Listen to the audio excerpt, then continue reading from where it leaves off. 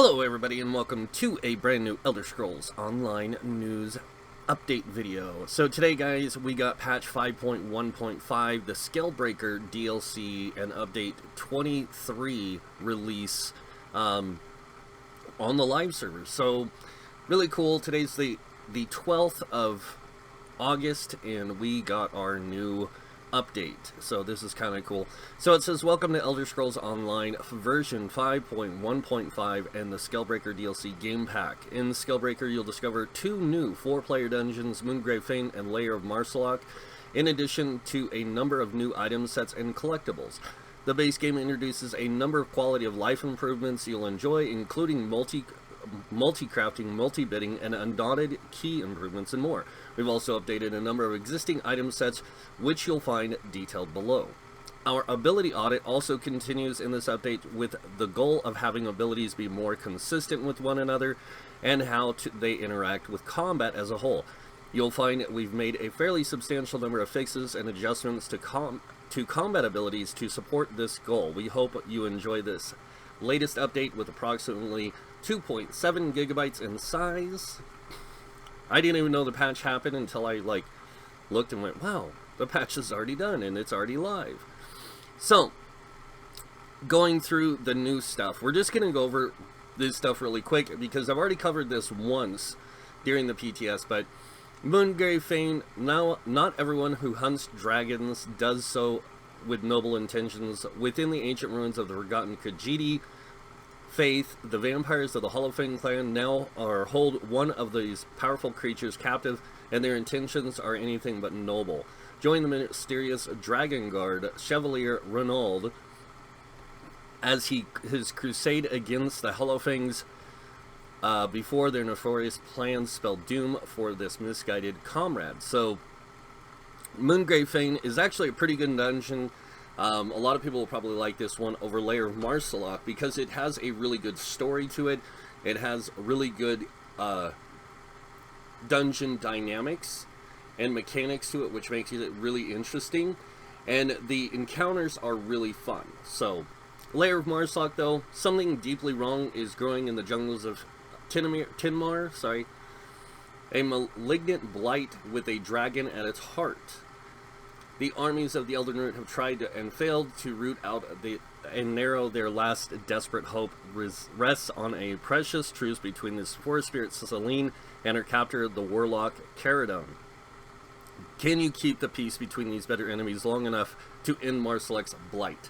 It's a good dungeon, okay? Great story, because it continues off from where Celine's web ends.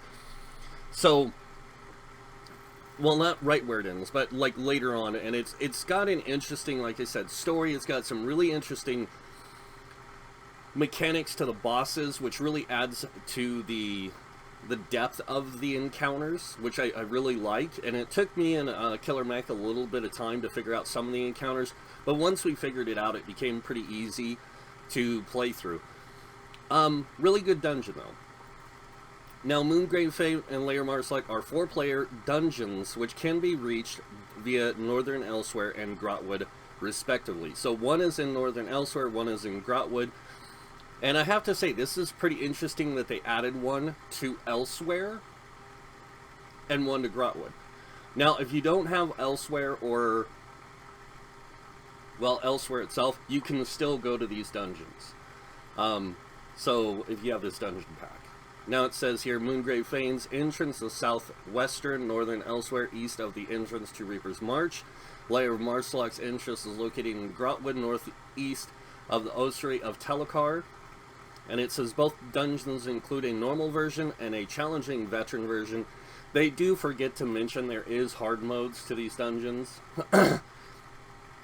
Both of them are very challenging. There are unique item sets, including 2 new Undaunted Monster Mask sets, only available within the dungeons. Unique achievements, awards are available when completing dungeons, include a unique memento, a unique non-combat pet, several titles, and a unique housing items.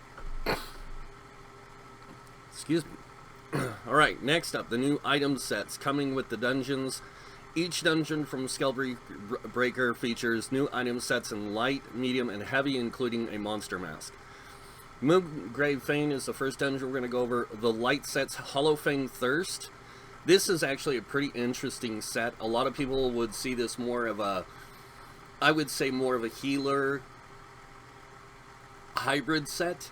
So the 2-piece adds spell crit, the 3-piece max magicka, 4-piece spell crit, and then the 5-piece. Whenever you critically heal or critically damage a target, spawn a ball of hemoglobin at their location. After 2 seconds, the ball explodes, restoring 3,000 of magicka and applying minor vitality to you and your allies within 6 meters of the ball for 9 seconds, increasing their healing received by 8%.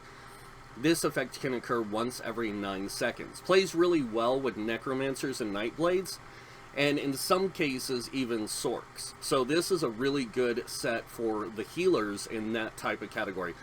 But you got to remember, there's going to be some changes in this update to how healers work, and I'll be going over that in another video. So, moving on.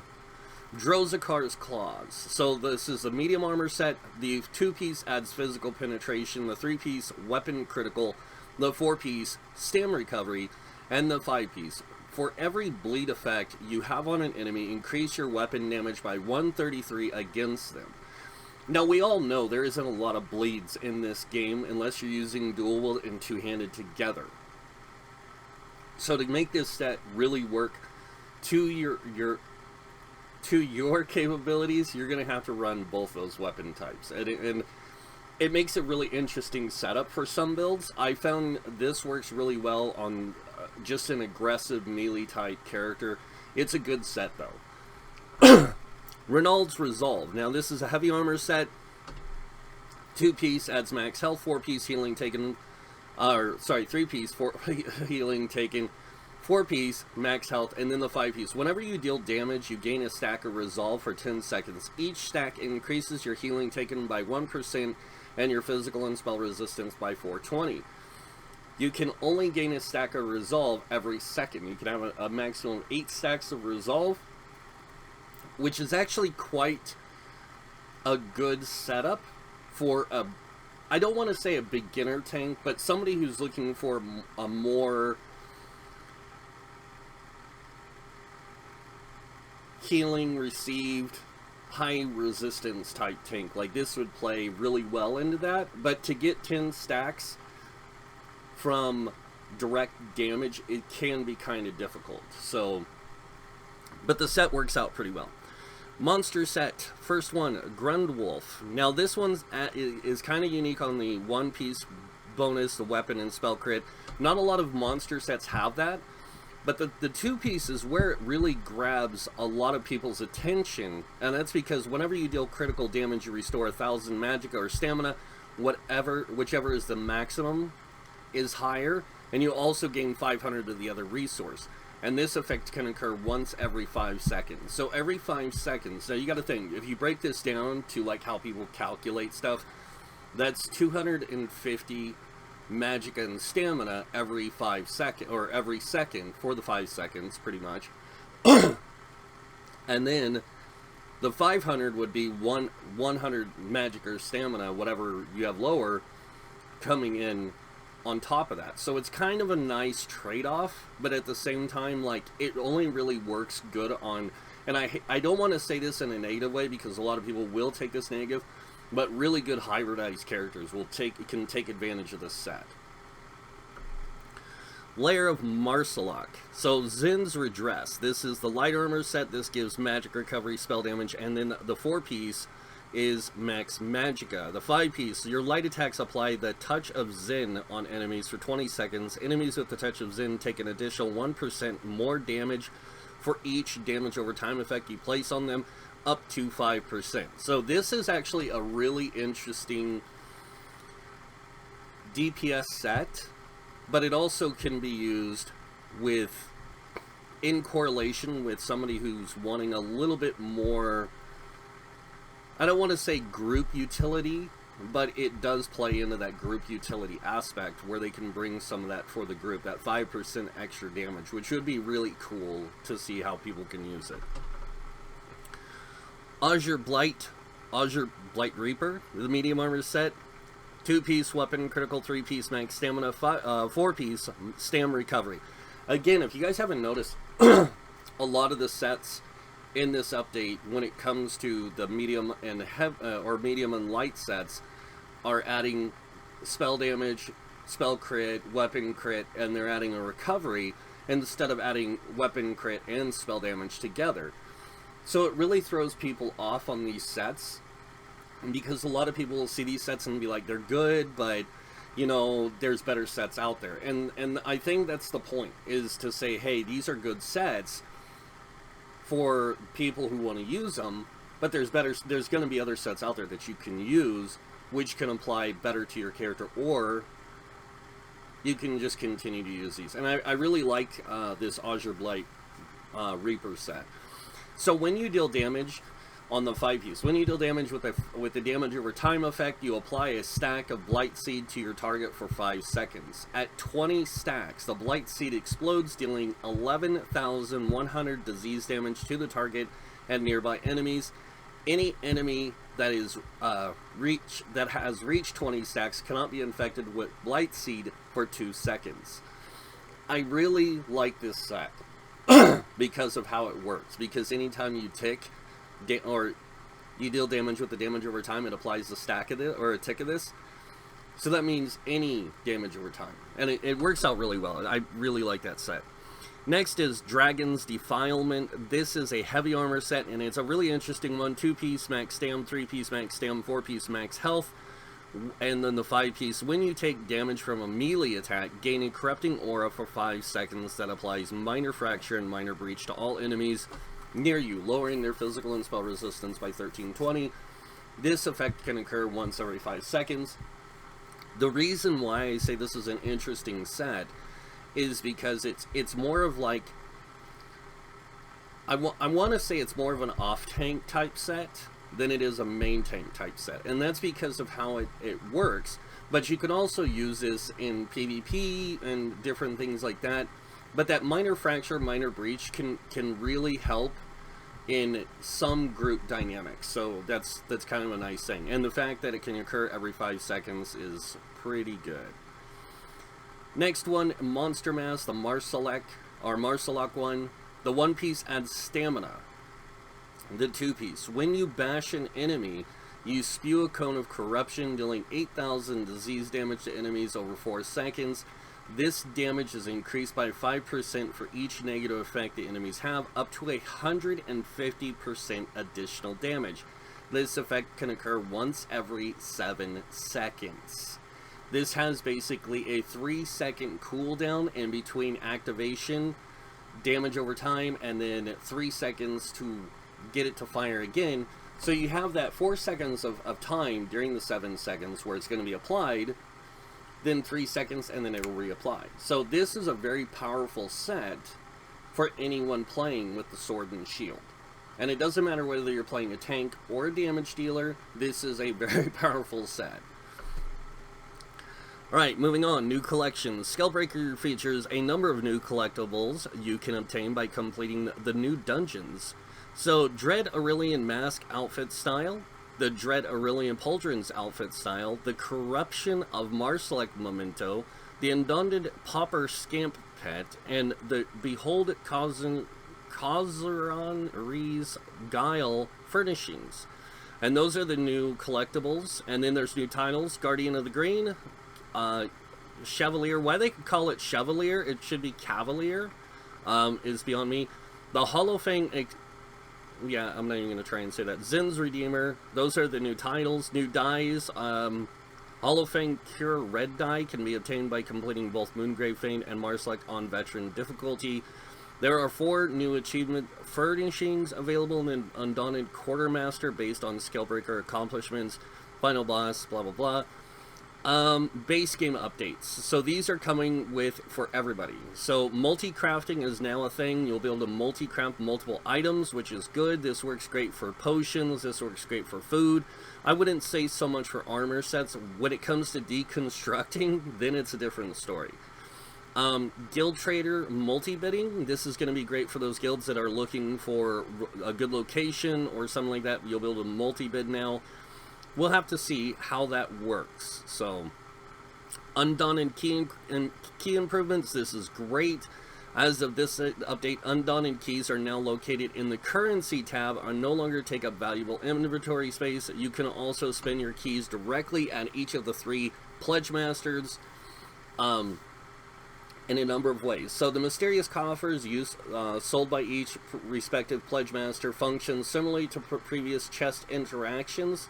These provide a guaranteed monster set shoulder piece along from the dungeons associated with the pledges of the NPCs, along with the chance of a number of other rewards for a single key.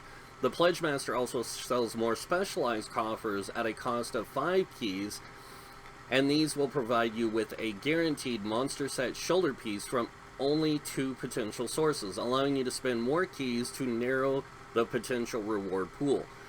The monthly monster shoulder style pages will be available directly for purchase from the merchants for 50 keys each, in addition to continuing to be a rare drop from the mysterious coffers at the same rates as previously seen in the Undaunted chest. Note, you'll need to log in with each character for the pre-existing keys to be converted into the new account-wide currency. Fragments.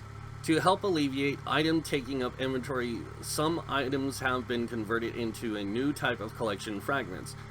When certain items are obtained or used, they will be consumed and turned into a fragment in your collections page.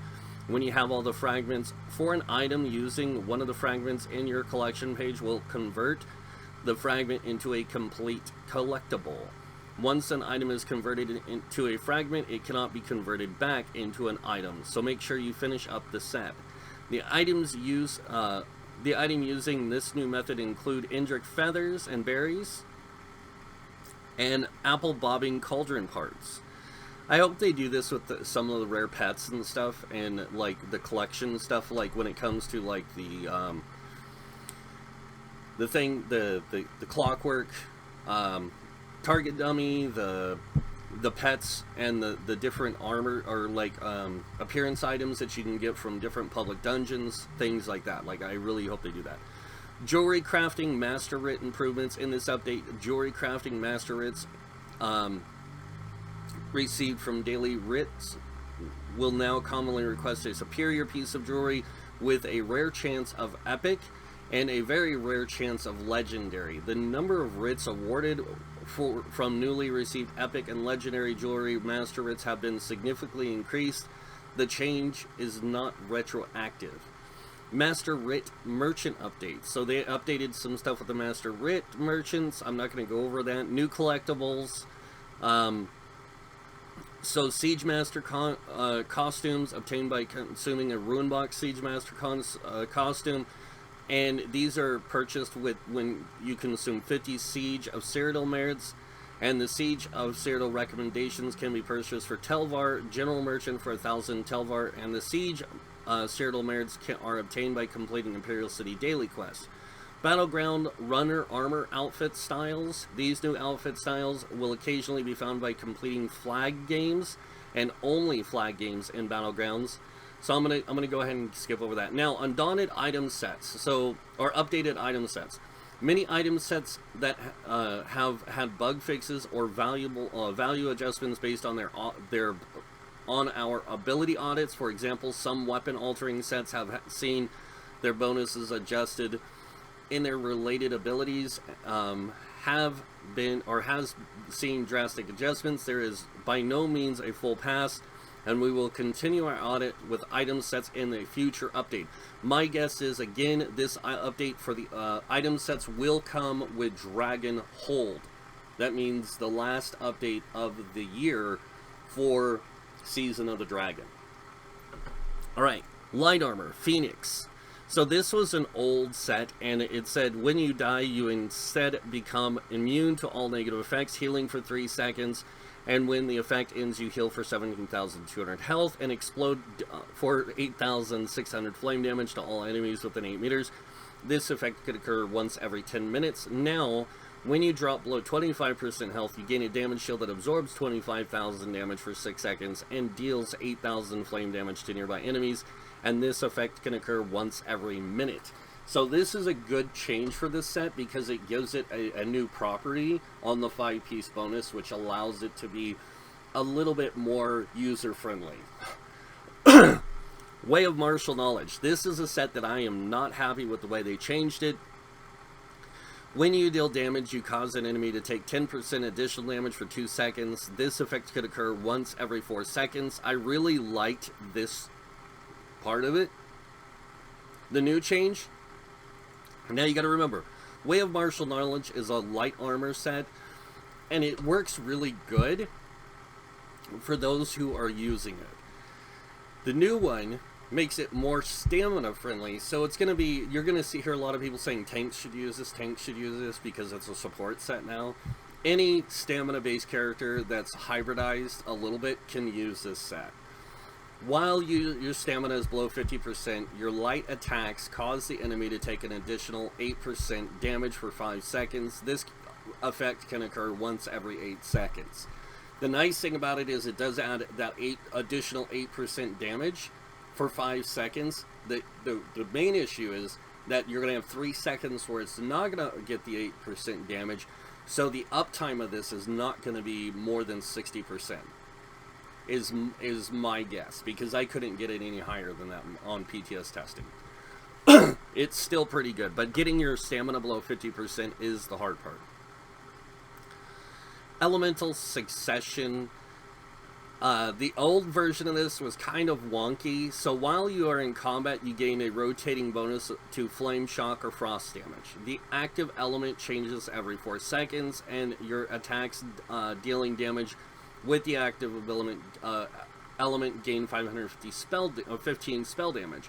Now, whenever you deal flame, shock, or frost damage, you gain 550 spell damage for that element for 4 seconds. This effect can occur once every 4 seconds per element, and you can have multiple different elemental buffs active simultaneously. This is a great change for this set. It's going to make this set very powerful for anyone. Whether you're a warden, whether you're a Nightblade, or a sorcerer, or even a dragon knight, because you can take advantage of the flame, shock, and frost damage elements and really boost your character's overall damage. Alright, Overwhelming Surge. And this is another light armor set. So old, when you activate a class ability, you have a 15% chance to surround yourself in a torrent that deals X amount of shock damage to the closest enemy within 12 meters every second for 6 seconds, and it could happen every 6 seconds. The new change, when you deal damage with a class ability, you have a 33% chance to surround yourself with a torrent that deals X amount of shock damage to enemies within 8 meters of you every second for 6 seconds. 15% of the damage you deal this way is restored to you as Magicka. This effect can occur once every 6 seconds. This is going to make Overwhelming Surge a really good set for anyone playing a Magicka Sorc DPS in wanting some more area of effect damage. Like, this is going to be really good for that. But I don't see a lot of people using it, to be honest. It is, to me, it's really good. Trend of Max Valor. The old, when you cast a damage shield on an ally, you have a 20% chance to apply, or to call down a fragment of Trend of Max that heals for X amount and deals X amount of damage in a 5-meter radius. This effect could occur every 5 seconds. Now, when you cast a damage shield, you call down a fragment of Trend of Max that heals you and your allies for 4,000 health and damages enemies for 4,000 magic damage in a 5-meter radius. This effect can occur every 5 seconds.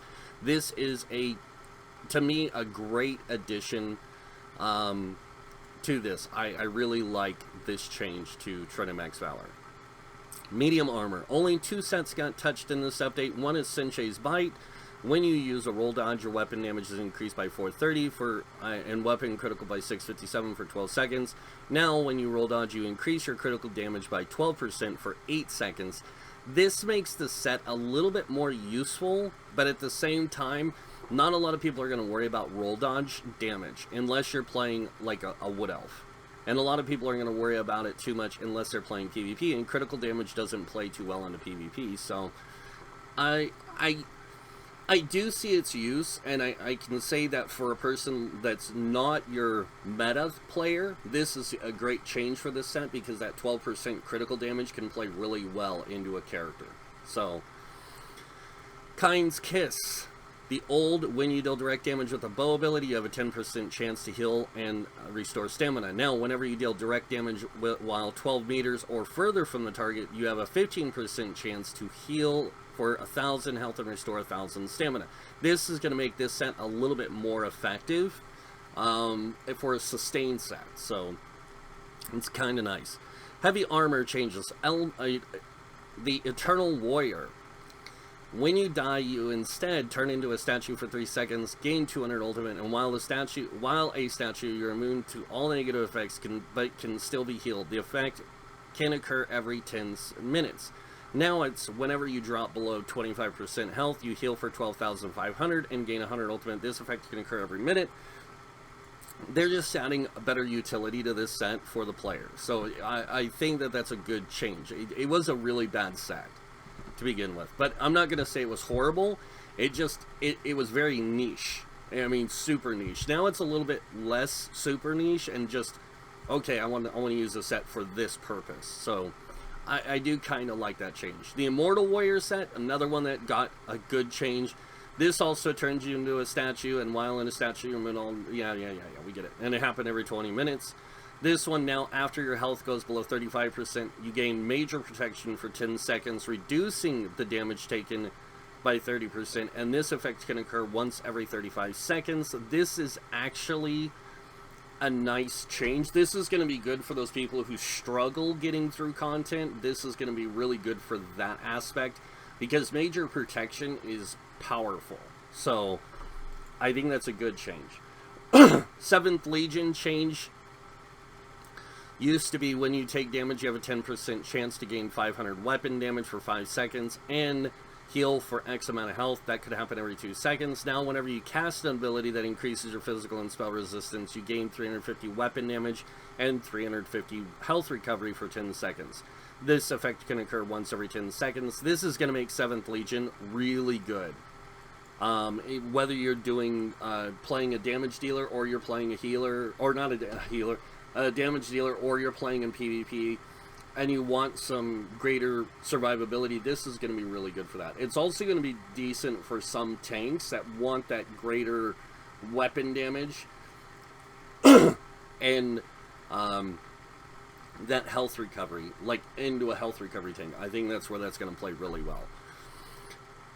Armor of the Veltherance. This is one I'm not really happy with. When you deal damage, you have a 10% chance to increase your weapon damage by 400 for 5 seconds. This was really good, but now it's whenever you interrupt an enemy, you gain 400 weapon damage for 15 seconds. This is nice, but how often are you going to be interrupting enemies?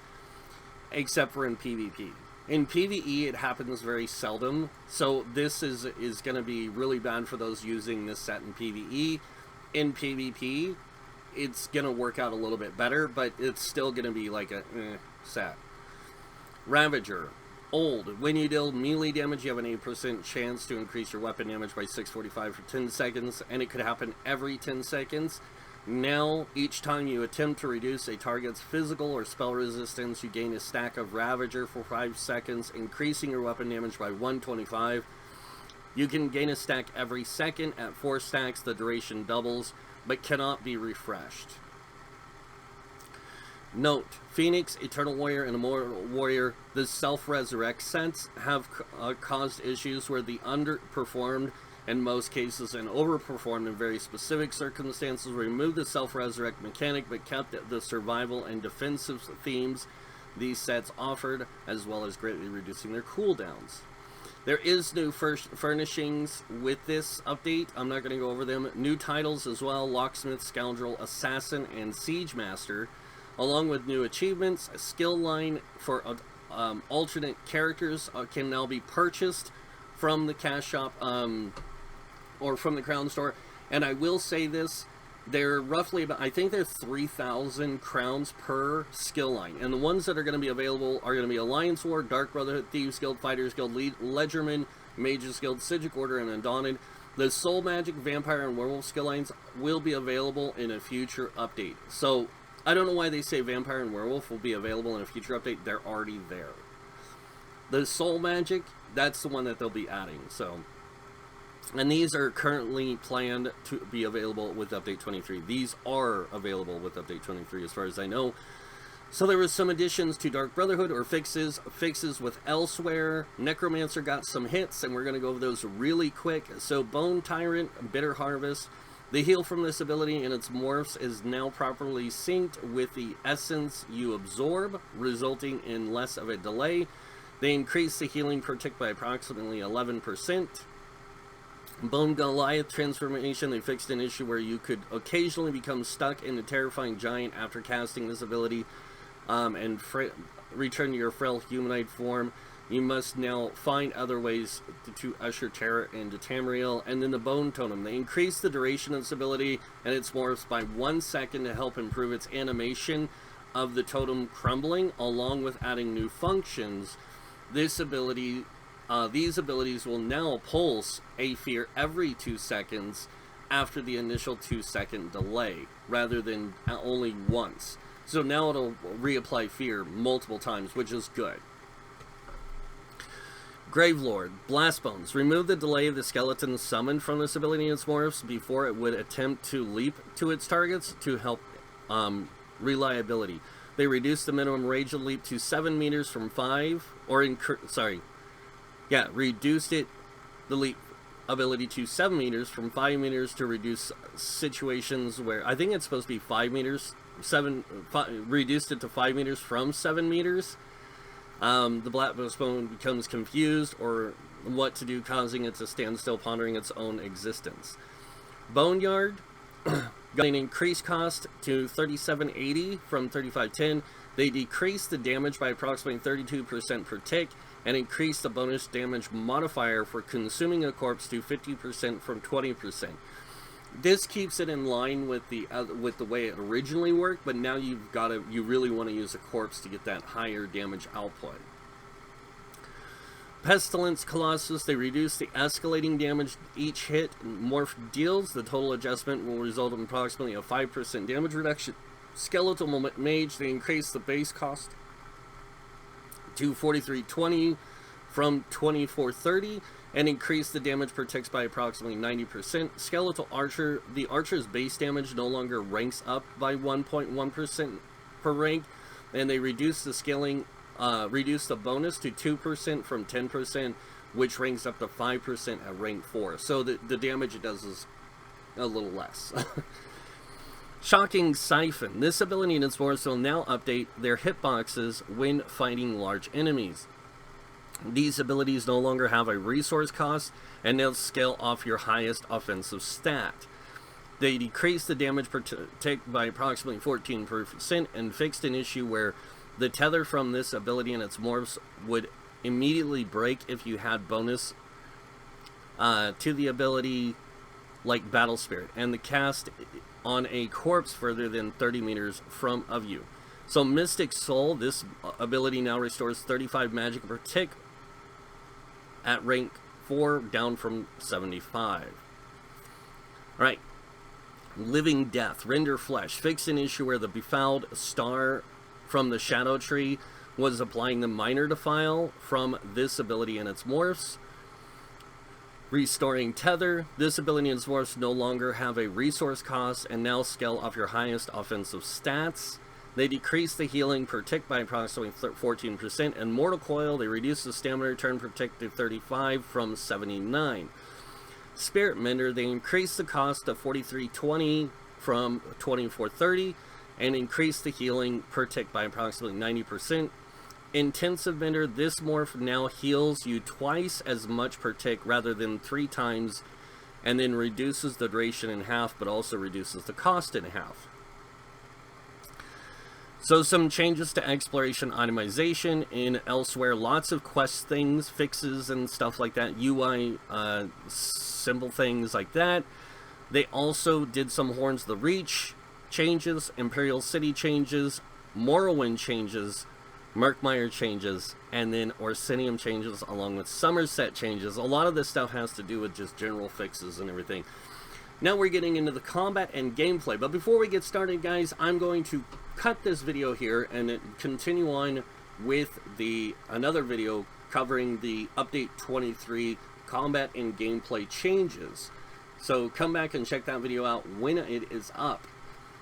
Other than that, you guys know what's coming next. If you like this video, go ahead and hit that like button. If you guys want to see more videos by me, you can subscribe. Other than that, thank you all for watching. Until next time, have a wonderful day, and this guy might see you in game. Bye.